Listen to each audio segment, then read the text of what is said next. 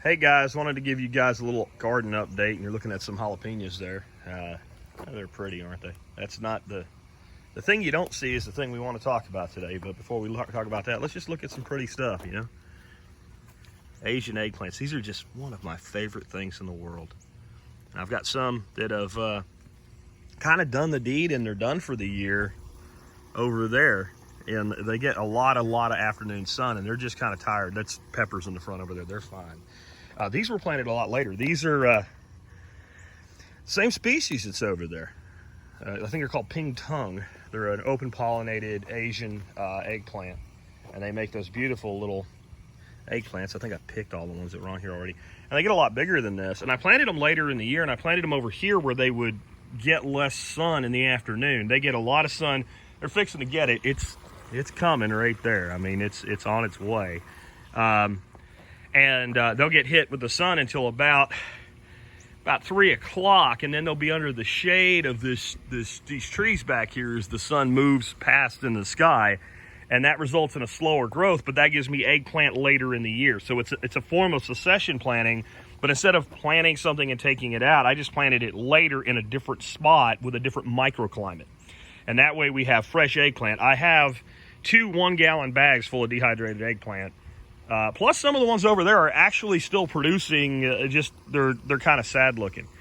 My thing I wanted to show you today though is succession planting of beans. So if you look at these racks back here, these were all covered in tomatoes, and I just have come to learn to live with blight. Tomatoes get blight and they go away. So you look back there, all those tomato vines were cut down. There's some over there in that tub, and they'll go to the compost.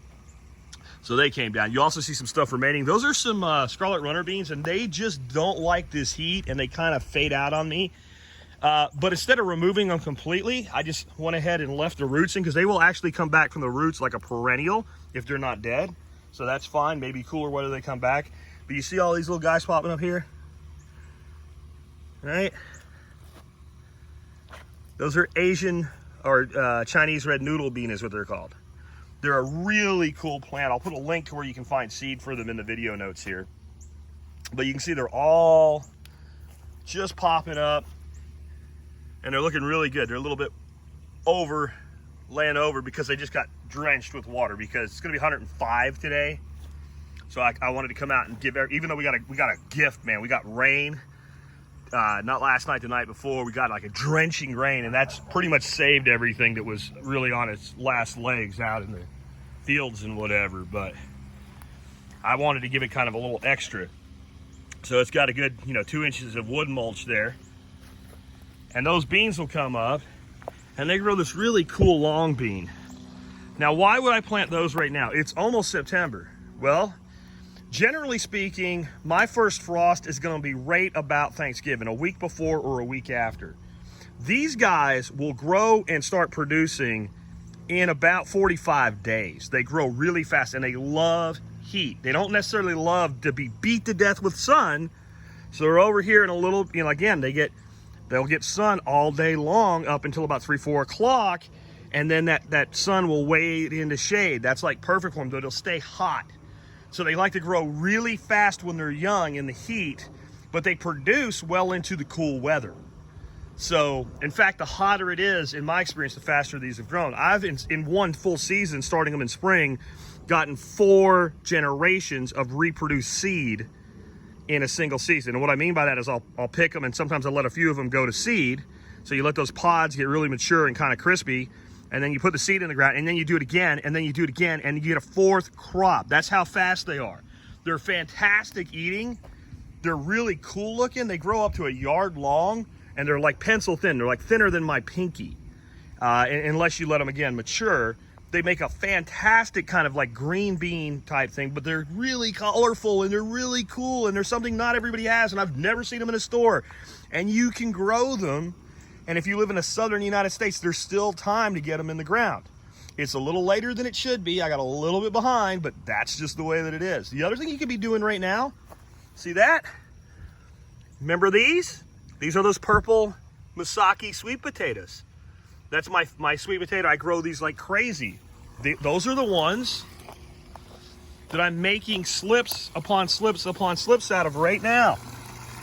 Here they are. All right. Roots just, there's like 4 of them in there. There's about 4 of them in there. Here's some more. I just put these in the ground about a week ago. And they're taking off already. I'm gonna grow these 2 up over this arch just because it'll look cool. Here, this right here.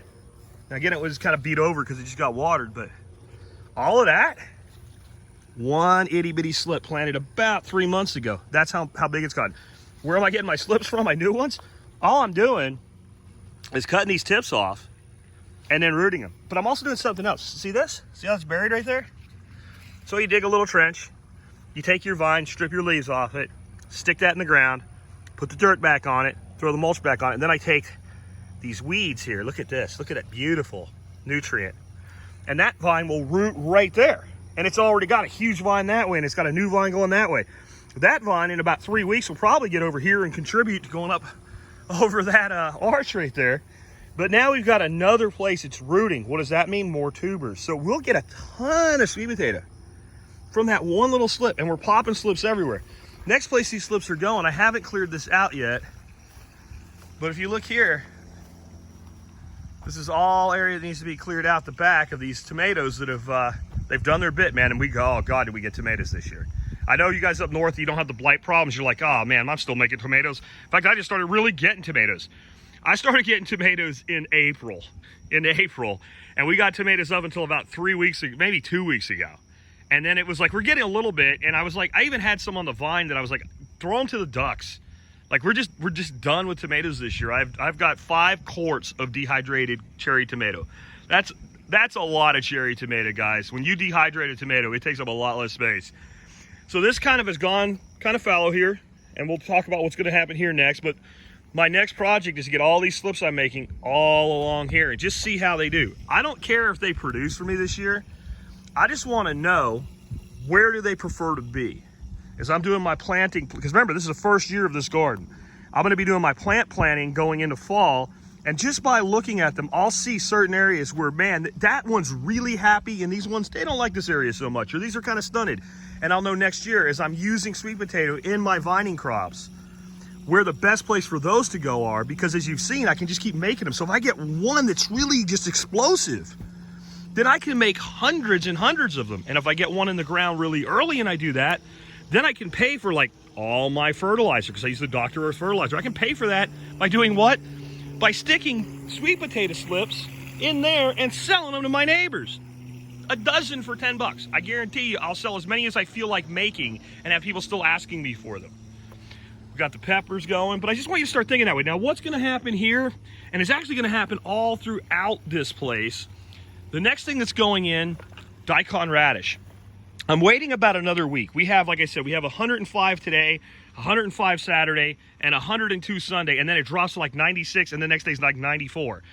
I've seen this pattern. I've journaled my property. I kind of know how things work out here. And I know that usually about the end of August, beginning of September, it looks like we've kind of waned in our really super high heat wave. And then boom, it comes in. And whenever that comes in, you're looking at 90s and down for the rest of the year. Occasionally we might get one of those, 100-degree days that pops up out of nowhere once we get into September, but usually we're done with it. So I'm just waiting to get past these 100-degree days, and I'm gonna be planting a lot of Daikon. Like, you're gonna be, if you saw me, you're gonna be like, why is he planting so much Daikon? What's he gonna do with it? Well, we'll take some of it and we'll use it. We'll let a little bit of it go to seed into the winter where we get the little radish pods. Those are delicious. We'll pull a few out around Thanksgiving, do some fermented Daikon, pickled Daikon. That's fantastic. But most of it will stay right there in the ground. And why would we do such a thing? Well, this is a new garden. We need to be constantly building soil. But man, with a new garden, I mean, this was mostly topsoil with some compost mixed in. And when it dries out, it still gets hard pan, man. I mean, it looks beautiful, but I'm telling you, if you don't keep watering it just a little bit too less, a little bit too little, you get in there with a trowel and it's like just chiseling. So I need more organic matter in there, and I need organic matter down in there. So what's the best way to do that? Should I be digging it up and tilling it and doing all kinds of work? I don't have time for that. Look how much I got going on here. I don't have time to be out here tilling stuff in. I don't want to be running a workshop just to trick students into tilling stuff in. Plus, I want to keep growing nonstop all the way through winter, back into spring, back into summer. I don't ever want to stop growing. I want to start tilling, I'm going to have to tear up, oh, look at all those beautiful plants. How do I get that done? I put those daikons in the ground. I let them come up. I let some of them go to seed. I let some of them not go to seed. And then I just cut the tops off them.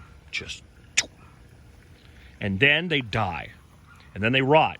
And they'll have about a week where if you walk over, you'll be like, is there a gas leak? Is that what's going on? Because as they start to rot, they start to emit an aroma that kind of smells like the stuff they put in natural gas, because natural gas actually doesn't have an aroma, right? If it was coming out of the ground, you wouldn't smell it. So it kind of smells like that. And the first time I ever did this, I was like, what's going on? I don't have any gas out here. There's no gas light here. What's going on? It was just the off aroma. So you have to deal with that for about a week, maybe 2. And as they all rot, all the earthworms come. And then they eat all those daikon, because it's a big, long radish. If you've never seen a daikon radish, they grow 2 feet long, that big around, into the ground, and they eat it. And they poop their little worm poop out. And it's like having somebody come out here and drill 2-foot deep holes every couple feet, or every foot if you want, in your garden. And then after they drill those holes, filling it up with worm castings. Now, how much would it cost me to get somebody to do that? How much would I have to pay for all those worm castings across this? And what if you were doing a much bigger piece of land, right?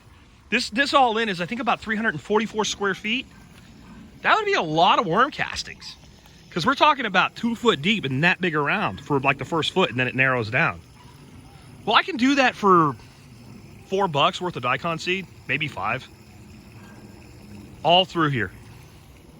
And then a little bit later in the year, we'll come back and we'll go with a fast turn winter grain, a wheat or a barley or a triticale or a rye, something that turns really fast. And we'll mass plant it, and we'll lay down new mulch. And that will come up, and that'll come up all around the daikon, which will be well established by then. And they'll put little grain heads on. And we'll chop through it, and we'll make a space wherever we want to plant some winter crops. We do a lot of our winter crops in the greenhouse, so we don't need the space then. We do a lot of our winter crops indoors with hydroponics, so we don't need the space as much then. We'll just do whatever makes sense. But as we get close to that spring planting time, we'll come out and pretend this is some rye or some wheat, and those heads will be nicely formed. And we'll take, where is it? Either our new Turkish knife or maybe our rice knife, like this guy here, and we'll take those and we'll cut it. We'll cut it short, though. We just want the heads, and we'll lay them out to dry.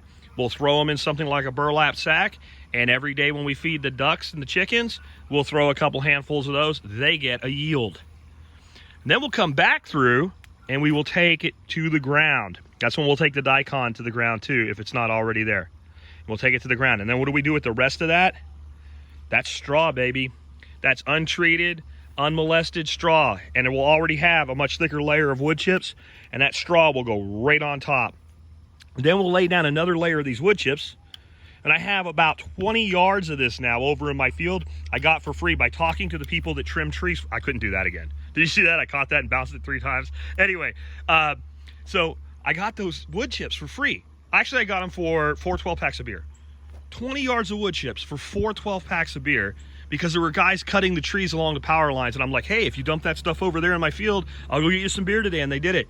So then I'm going to have all of that coming in. And on top of it, you see what's going on here. This constant addition.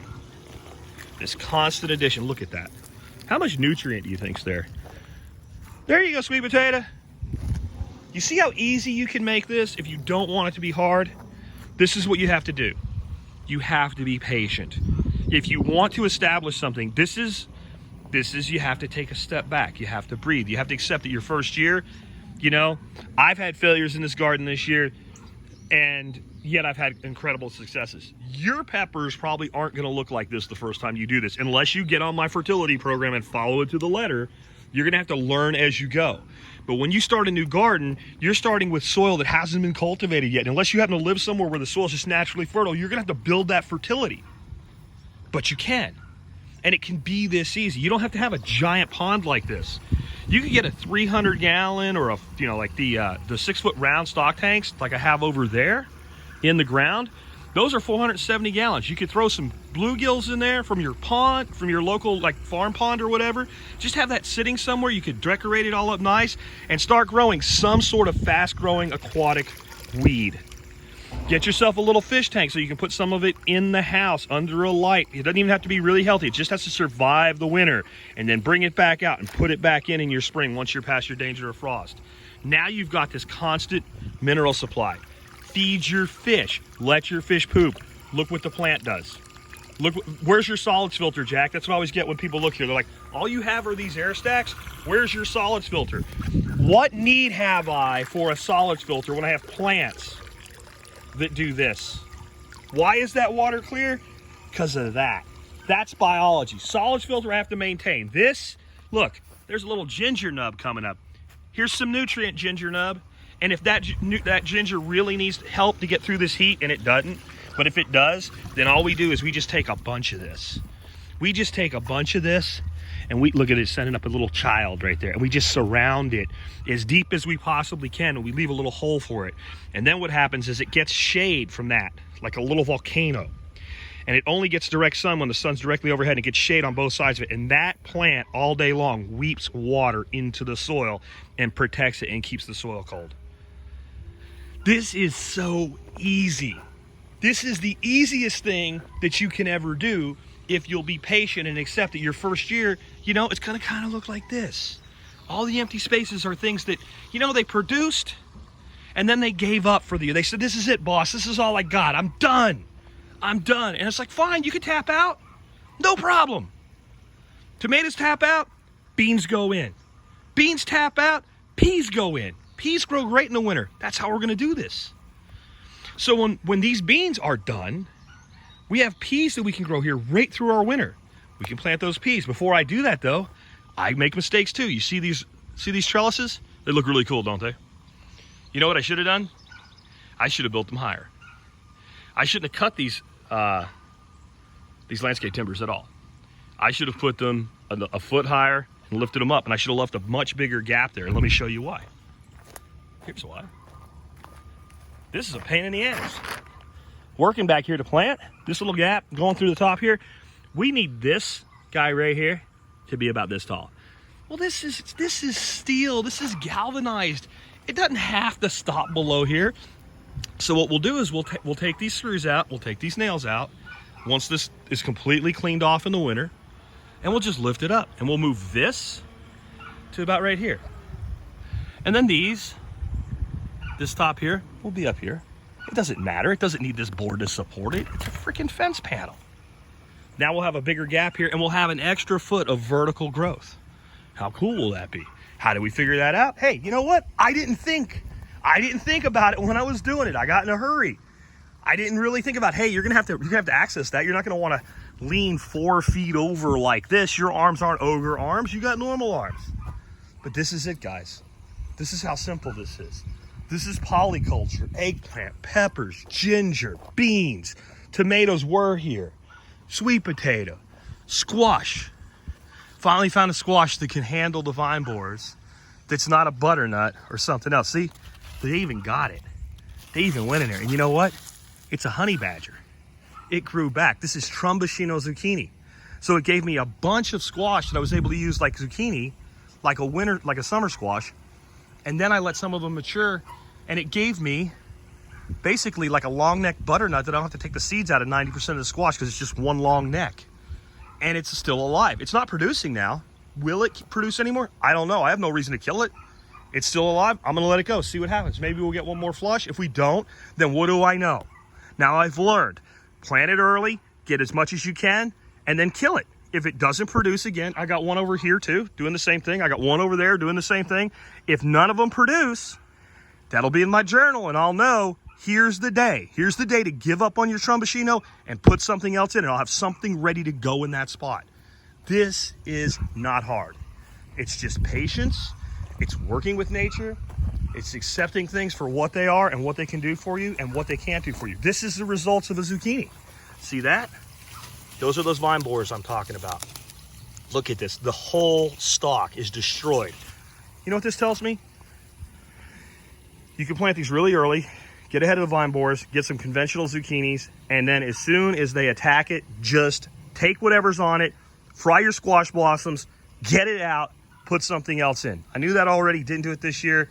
Didn't have anything ready to go in there, so I just let it go to see, could I get one more? The answer is no. And this plant should be healthy, but you can see right there, those guys, they are the devil. But you know what? You work with the devil in your garden. Chives going to seed. Red basil turning green. Why? Too much sun. Calendula surviving this late in our climate. Are you kidding me? It never happens. It's usually dead by now. Okay, that spot likes calendula. We'll always plant calendula there. Look at the lemon basil. The lemon basil loves this time of year. And the conventional basil does too. Going to seed. What do we want to do here? We want to take all these seed heads. I don't need this for seed. I have other plants I've selected for seed. Every time I take those seed heads off before they develop, these plants just get butchier. They just get bushier and bushier and bushier. So I'll take care of that after I get off the thing. We've got perilla, red perilla. The seed for this is incredibly expensive. This plant is just about to start putting seed heads on. How much seed do you think is going to come off there? I'll never buy perilla seed again for the rest of my life. This is self-sufficiency. This is self-reliance. This is permaculture. This is working with nature. This is simple. When people think permaculture does not include annual gardens, I'm like, whoever told you about permaculture, I hope they didn't charge you money, and if they did, please go get your money back. Permaculture is about working with all of our plant allies, not just perennials. Peppers like this. Peppers. There's those eggplants that are not happy, too hot over here for them, too much sun. Plants though, all of a sudden rain comes, plants looking good, coming back, a little bit of pest damage. You know what? Doesn't care. That plant's gonna produce for me again. I know that. I'll be patient, I'll wait. Here's a weed, lamb's quarters. Oh my God, you have lamb's quarters in your garden. Great. There's chicken food. Oh, I don't want to feed the chickens with it today. Look, there's mulch. There's high nutrient mulch. What if it goes to seed and you have 1 million of them? Do you see any seed heads on this plant? Does this look like a lamb's quarter that grows naturally? No, because the rice knife comes, and the rice knife and the fingers just keep taking the shoot. They just keep taking the shoots. And this is either food for ducks, it's food for chickens, it's compost nutrient, or boom, why compost it when I can just drop it? What's gonna happen to that plant? I'll tell you what's gonna happen to that plant. When I get ready to remulch everything, that plant will get run over with a lawnmower and every bit of it will go right in that bed because this is a nutrient miner. This plant has, if you've ever seen the roots of this plant, people that don't know plants think it's a perennial when they look at the roots. It dies every year. It comes back. That's because it seeds about a gazillion seeds if you let it go to seed. But this plant is incredible to eat as well. We eat this plant. Those little guys right there, those little shoots, you braise those shoots, just a real quick cook, they are one of the best greens you'll ever have. And right now, if you go try to do that with your wild lamb's quarters, they taste like crap because they're too old and too tough. But this right here, this is like a 2-week-old new lamb's quarter in the spring. Why? Because I don't let it grow. All I do is pick the plant. And all of that is now nutrient return to the soil. It's simple, guys. It's simple unless you make it hard. Hope you guys enjoyed today. I'll catch you later.